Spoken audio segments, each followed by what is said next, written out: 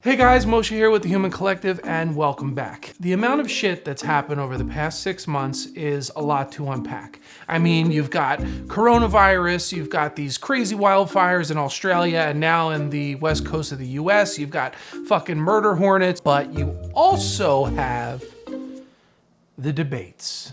In 1 month, we're going to elect the next president of the free world. And your options are him. Trump is saying these horrible things. He's going to get us into a war. And him. We hold these truths to be self-evident. All men and women created by you know the thing. So let's get right into it. Chris Wallace moderated. Chris Wallace is an anchor for Fox News. He doesn't have the best relationship with Donald Trump. 100%. But you've been in office 3.5 years. You don't have a plan. Well, we haven't had. Excuse me. He seems to be pretty cool with Joe Biden. You still have more than 100 days to this election, but at this point, you're losing. Let's get it started.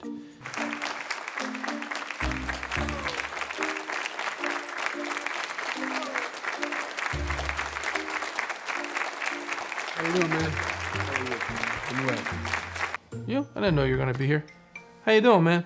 I beat Bernie Sanders. Not by much. I beat him a whole hell of a lot. I'm Not here much. standing facing you, old buddy. Pocahontas would have left Well, 2 days I tell early. you, You would have lost every primary. All he knows how to on do is Super hurt. Tuesday. You got Look, very lucky. here's the deal. Oh shit, this might be off the chain. I got very lucky. I'm gonna get very lucky tonight as well. I wonder if Joe got lucky after this debate. I mean, he did pretty good. His wife was probably like, hey, Joey, get a little something tonight, boy. Here's the deal. The fact is that everything he's saying so far is simply a lie. I'm not here to call out his lies. Everybody knows he's a liar. But you I just agree. want to Hey, make sure. Joe, you're the liar. I want to make sure. Graduated last in your class, not first in your class. I want to make Mr. sure. President, can you let him finish, sir? No, he doesn't know how to do that.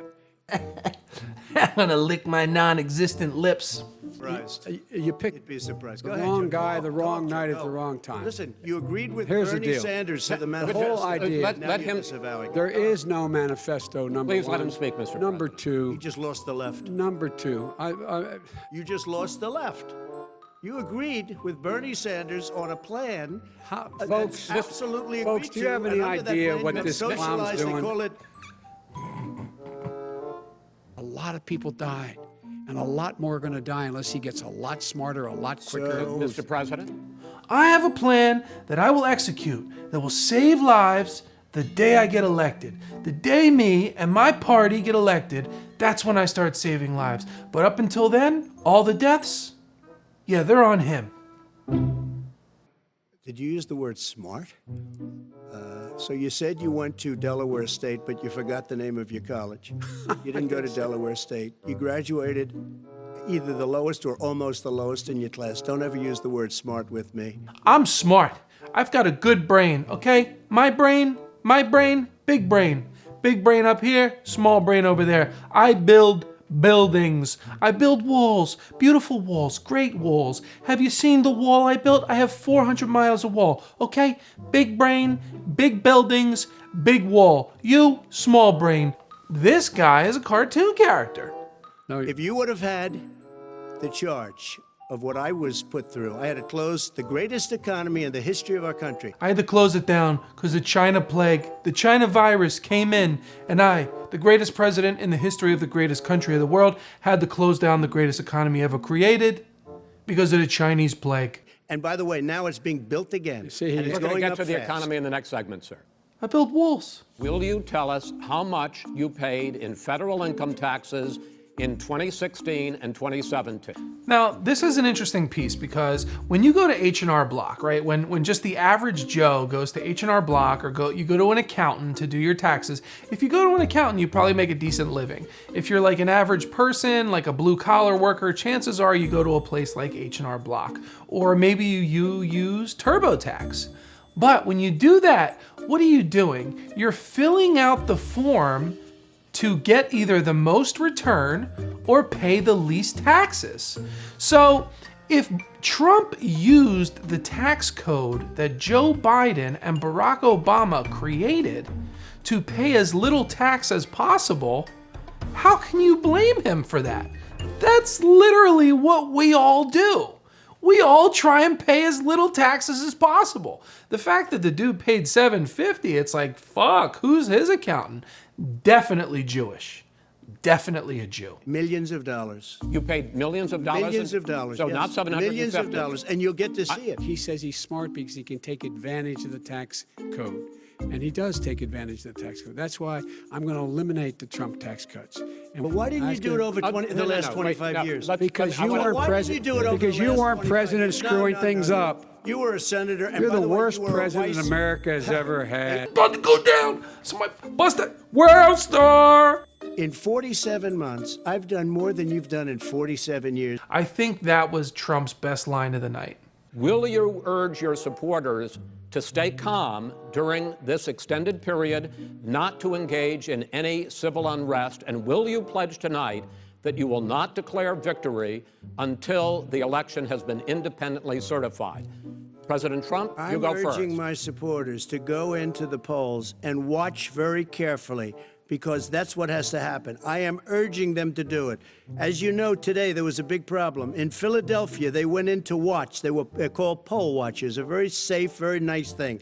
They were thrown out. They weren't allowed to watch. You know why? Because bad things happen in Philadelphia, bad things. It's funny, I'm actually from Philadelphia. I will definitely say bad things do happen in Philadelphia, almost on a daily basis. Hey, they found ballots in a waste paper basket 3 days ago, and they all had the name military ballots. They were military. They all had the name Trump on them. So Trump's press secretary, Kellyanne, today, I believe, yeah, I watched it today. Here, I'll post a quick clip after this, but they asked her about where they actually found these ballots and if she could provide a source. She said local authorities, but didn't pinpoint exactly where and when. Here, take a quick look at this clip. This is pretty weird. When the president says they found a lot of ballots in a river, I simply want to know where the river is. No, you simply want to ignore the fact of the matter. Again, I got asked please so many allow me questions to about this respond. and my Allow me to Fox respond. affiliates. Where is this river? Allow and me I can't to give them an respond to you. accurate information. Allow me and to that's why I'm respond. asking you. This is what is happening here. You are ignoring the problem here, which is last week in Pennsylvania, you had ballots found in a ditch. That is a fact. In Wisconsin, 7 military ballots, all marked for Trump, were found cast aside.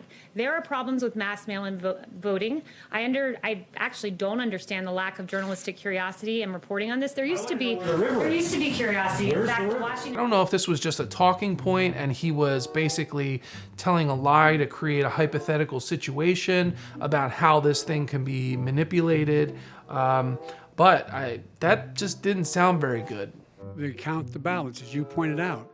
Some of these ballots in some states can't even be opened until Election Day.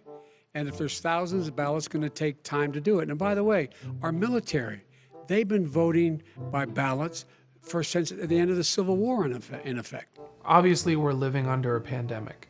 So there's definitely going to be people that can't make it to the polls and vote. So they're going to have to vote by mail-in ballot.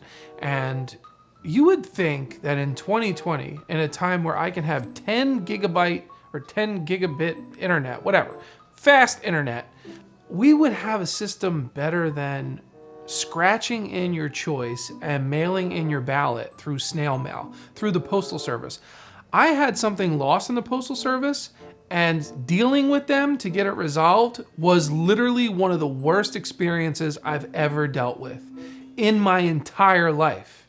And I've been beat up before. Are you willing tonight to condemn white supremacists and militia groups and to say that they need to stand down and not add to the violence in a number of these cities, as we saw in Kenosha and as we've seen in Portland? Sure, Are you I'm willing prepared to to do that, specifically but do it? Well, go ahead, sir. I would say almost everything I see is from the left wing, He's talking about the looting, the rioting, the protesting. not from the right wing. So what are you saying? I'm willing to do anything. I want to see Well, peace. then do it, sir. Say it. Do it. Say it. Do it, say it, do it, say it, do it, say it, do it. Would you just do it? Give me a White name. supremacists and Who would right you like me to condemn? white supremacists and right Proud militia. Boys, Proud Boys. stand back and stand by. Stand back and stand by. And the way he said back, it was like stand back, like he stumbled through that. he kind of had a Joe Biden moment. I'm not going to be a mule. I got something to do. I got to go do boom, boom, boom. And that was odd. Honestly, I found that to be one of the weirdest parts of the debate, because I almost had this thing where I was like, oh, maybe this guy is like a racist, white supremacist, fascist. And then I looked into the Proud Boys and who they actually are. Today, their chairman tells me they are not white supremacists. So to me, that meant, let police do their job. Miami-Dade-based Proud Boy chairman Enrique Tarrio telling us he didn't take it as a call to action, tweeting the question was in reference to white supremacy, which we are not. I really don't know who they are.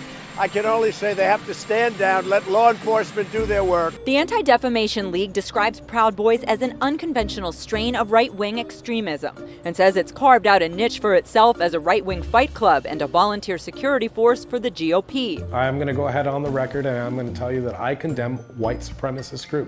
The wheels just keep on turning.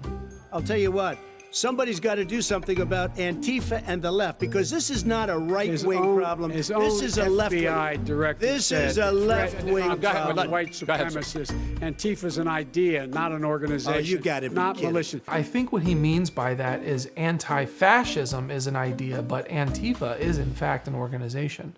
That's like saying Black Lives Matter is a statement that people with black skin matter, and it's not an organization that has a very specific political agenda. We actually do have an ideological frame. Myself and Alicia in particular are trained organizers. We are trained Marxists. We are super versed on sort of ideological theories. It's clear as day that BLM is an organization. And here's a clip from Antifa. You have to put your body in the way, and you have to make it speak in a language that they understand, and sometimes that is violence. These are actual Antifa people. Take what you will from that. Mail service delivers Wait a minute, gentlemen, 185 It's an idea. FBI, his Okay. FBI director Gentlemen, said. Well, thank you and good night. Yo, Chris Wallace definitely went backstage and smoked a blunt immediately after this debate. And hopefully Biden got some, from old Miss Biden over there. Go out and vote. Go out. I don't need to answer these questions about policy and my politics. Just vote. Just go out and vote. Don't vote for this guy. Let's get this guy out. Vote for me because I'm not him. If anything, I'm not him. I might be many things. I might be nothing at all. But you know what? I'm not him. One thing Joe Biden said that I think he couldn't have hit the nail better on the head is that this was very unpresidential. Do we want someone presidential? I'm giving this round to Joe Biden. He put Trump in a position of being defensive. And when you get a guy like that backed against the fence, what's he gonna do? He's gonna try and counterpunch. He's a counterpuncher. And by talking over the moderator, Chris Wallace, and by making those comments to Biden the way that he did, he seemed like a jerk. We're hiring these people to do shit for us to make our lives better. We need someone that's gonna stand for us. We're not here cheering on dictators. We're trying to hire the next president of the free world. I hope that still means something to the people watching this show. I know it still means something to me. If you have anything you'd like to hear me talk about or have me research on the show, just leave a comment and I will make sure to do that on future episodes. Stay safe and let's keep this thing going. Thanks for watching The Human Collective.